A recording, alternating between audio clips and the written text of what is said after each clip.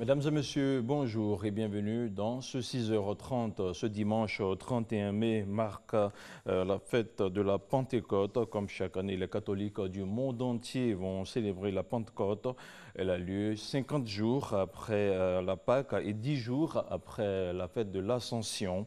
La célébration marque la date où Dieu le Père envoie le Saint-Esprit sur les apôtres et Marie 10 jours après l'Ascension de Jésus vers les cieux selon l'Évangile, un Esprit Saint représenté par une colombe. Ils ont démarré en mai 2019, un an après. Où en sommes-nous avec les travaux du CHR d'Aboisseau? Plusieurs bâtiments de l'infrastructure sanitaire sont déjà sortis de terre. Et pour s'imprégner des réalités du terrain, le ministre de la Santé et de l'Hygiène publique, Eugène Aka-Awale, est allé s'enquérir de l'état d'avancement des travaux. On fait le point avec Sephora Zegui. En mai 2019, c'est le Premier ministre Amadou Gon Coulibaly qui posait la première pierre du CHR d'Aboisseau. Aujourd'hui, 30 mai 2020, soit un an après, que devient cet hôpital public qui devrait être bâti sur 10 hectares? Pour le savoir, nous nous sommes rendus sur le site situé à l'entrée de la ville d'Aboisseau. Accueil, urgence, réanimation, bloc opératoire, administration, imagerie médicale, hémodialyse et même la morgue sont sortis de terre. Le maître d'ouvrage, une société marocaine spécialisée dans la construction d'hôpitaux, est supervisé par le Bureau national d'études techniques et de développement, BNET. Le BNET s'assure que le matériau utilisé est de bonne qualité et résiste au temps. Tout matériau qui rentre sur le chantier fait l'objet d'une validation préalable avant que cela ne soit mis en œuvre sur le chantier. Et aussi nous avons un laboratoire qui est là en permanence qui permet aussi de vérifier la qualité du matériau qui rentre. Donc tout est réuni pour que ce soit de bons matériaux qui soient utilisés sur le projet. Le ministre de la Santé et de l'Hygiène publique, le docteur Eugène Aka-Awale, a visité le chantier ce jour pour voir l'état d'avancement des travaux. Les responsables de la structure qui a en charge la construction du CHR rassurent le ministre. Les travaux sont achevés à plus de 80%. La pandémie qui secoue la Côte d'Ivoire n'a pas empêché pour autant le maître d'ouvrage d'honorer ses engagements vis-à-vis de l'État du Côte d'Ivoire. Avec le couvre-feu déjà, je peux vous dire que pour le transport du matériel, c'était très compliqué, même au niveau du personnel. Donc on a été obligé de faire face à des difficultés, mais malgré ça, on n'a rien arrêté, on a continué à progresser. Le ministre de la Santé et de l'Hygiène publique repart heureux de sa visite. Il ne manque pas d'adresser ses remerciements au président de la République qui a bien voulu que cet hôpital voie le jour à Aboisseau. L'on note que tous les grands travaux sont terminés, qu'ils sont dans la phase de finition. Et donc nous ne pouvons que être satisfaits donc, de ce que l'entreprise tient ses engagements. Ce chantier a fini par convaincre la population d'Aboisseau de ce que nous avons affaire à un champion qui fait ce qu'il dit. Jusqu'en 2000, la ville d'Aboisseau n'avait bénéficié que d'à peu près 200 millions d'investissements de l'État. 200 millions d'investissements. Eh bien, ce seul chantier qui vaut 30 milliards de francs CFA ne peut que convaincre la population d'Aboisseau. Le futur CHR d'Aboisseau dispose de 23 bâtiments reliés par des galeries ouvertes.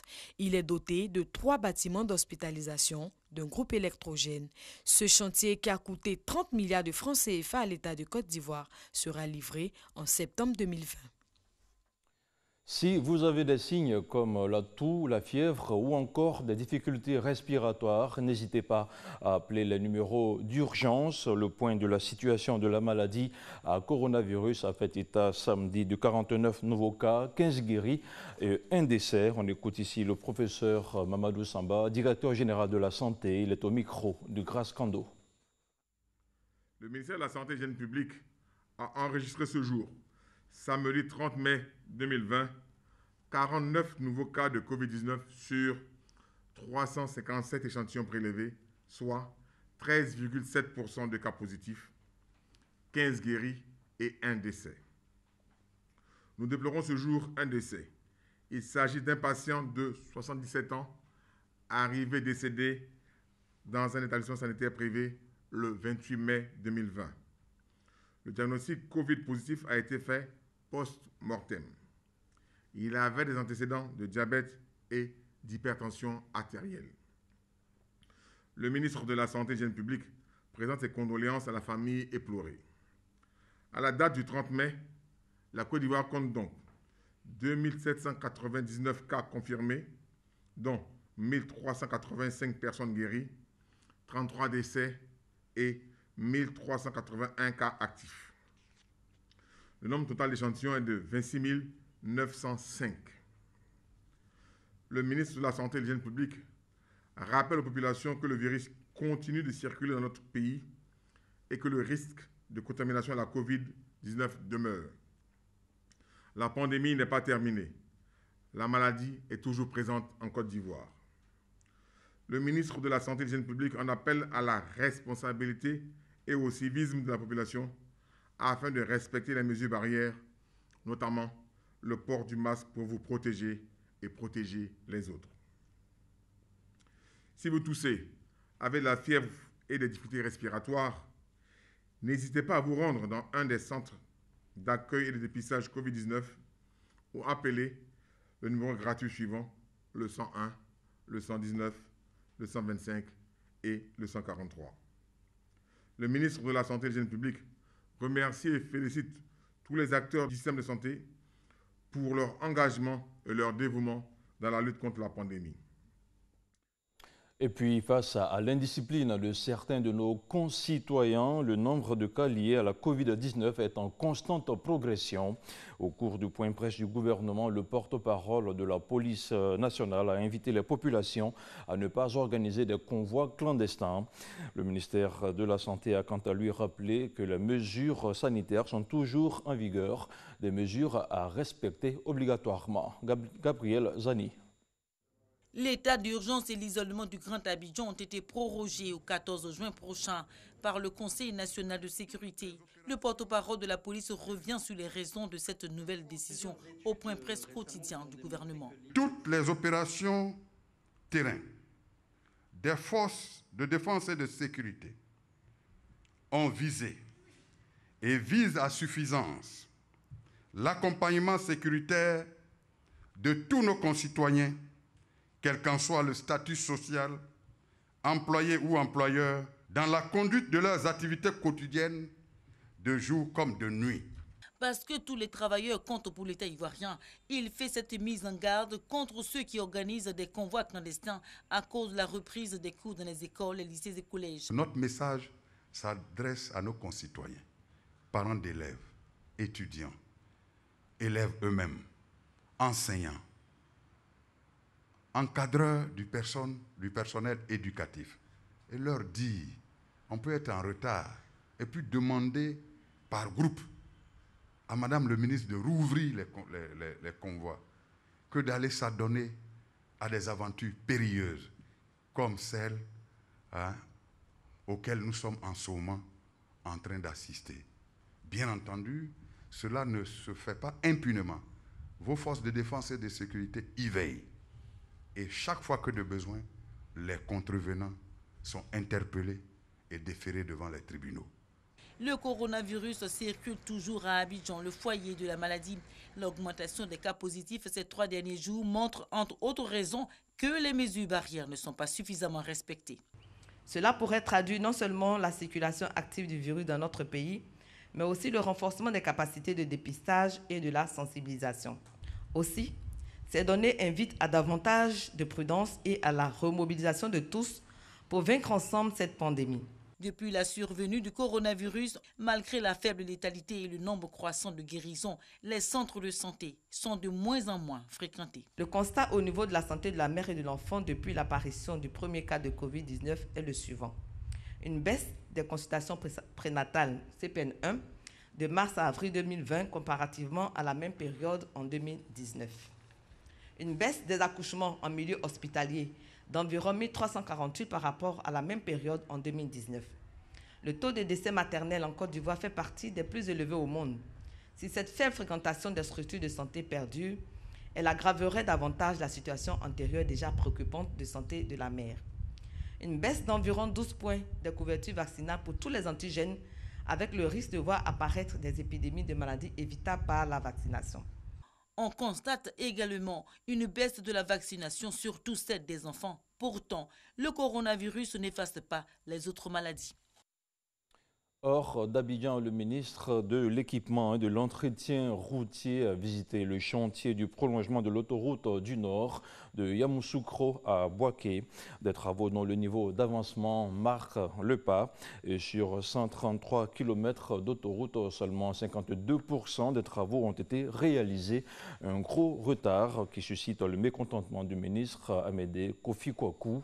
On voit cela avec une correspondance de Léon Brou. Chantier du prolongement de l'autoroute du Nord, section Tiébissou-Bouaké. 96 km en construction pour 36 mois à partir du 15 avril 2019. À 2 ans de leur échéance, sont déjà réalisés 25% des travaux. Point de satisfaction du ministre de l'Équipement, installation du chantier, terrassement, dégagement des emprises. Le contraire concernant les ouvrages. Ce que nous avons fait remarquer à l'entreprise avec l'équipe de l'AGEROUTE, la direction générale des infrastructures routières, c'est qu'il faut construire les ouvrages. Le BNET qui est chargé de valider les plans, nous leur avons demandé d'ici 2 semaines de valider l'ensemble des plans de ces ouvrages-là pour que ça puisse être construit. Parce que notre objectif, c'est qu'à fin 2021, ce chantier puisse être livré, comme l'entreprise chinoise s'y est engagée. Mise en garde aussi de l'entreprise de construction des 37 km d'autoroute entre Yamoussoukro et Tiébissou. Seulement 52% des travaux réalisés à moins de 3 mois de l'échéance contractuelle de 34 mois, y compris la prorogation de 10 mois. Aucune couche de bitume. Il y a énormément de travaux supplémentaires qui sont ajoutés à ce projet. Il y a un avenant qui vient d'être accordé par le bailleur de fonds. C'est tous des travaux. C'est le changement de structure au début du projet qui explique ces retards. Des explications pas convaincantes pour le ministre de l'Équipement. À l'entreprise, Amédée Kwaku brandit célérité et qualité des travaux au retrait du marché. Le chef de l'État tient quand même à ce que tous les chantiers qui ont été prévus soient réalisés dans les délais avec la qualité qui y va. J'ai demandé au DG de l'AGEROUTE de s'entretenir avec eux, de sorte que le concassé qu'on doit mettre sur la route, s'ils n'ont pas les quantités nécessaires, qu'ils puissent s'approvisionner ailleurs. Mais en tout cas, nous allons leur donner une dernière mise en demeure. Et si ce n'est pas respecté, l'État prendra ses responsabilités, résilier le marché et confier les travaux à des entreprises plus compétentes. Cette fermeté, conformément aux ambitions du gouvernement, à la base du prolongement de l'autoroute du Nord de 133 km, soit un investissement de plus de 226 milliards de francs CFA, entre Yamoussoukro et Bouaké, fluidifier le trafic entre le sud et le nord ivoirien, mais surtout entre la Côte d'Ivoire et les pays de l'Interland. Place à présent à l'actualité internationale avec cette nouvelle nuit agitée aux États-Unis après la mort d'un Afro-Américain lundi lors de son arrestation par la police. Malgré le couvre-feu, les violences se sont poursuivies dans la nuit de samedi à dimanche à Minneapolis où se sont propagées dans plusieurs villes du pays. Partout, les manifestants réclament justice pour George Floyd, dénonçant les bavures policières et les discriminations raciales. Le président Donald Trump a une nouvelle fois réagi aux émeutes, parlant de la mort de George Floyd comme une tragédie, qualifiant par ailleurs les protestataires de pilleurs et d'anarchistes. Et puis ce dimanche marque la journée mondiale de la lutte contre le tabac, une journée donc sans tabac, une journée décrétée par l'OMS, l'Organisation mondiale de la santé. Mais face à la Covid-19, la consommation de cigarettes a bien augmenté ces derniers mois. L'OMS indique que le tabac est la principale cause de décès et d'incapacité, avec plus de 10 millions de victimes par an, loin, bien loin et même très loin du bilan de la maladie à coronavirus qui frappe en ce moment le monde entier.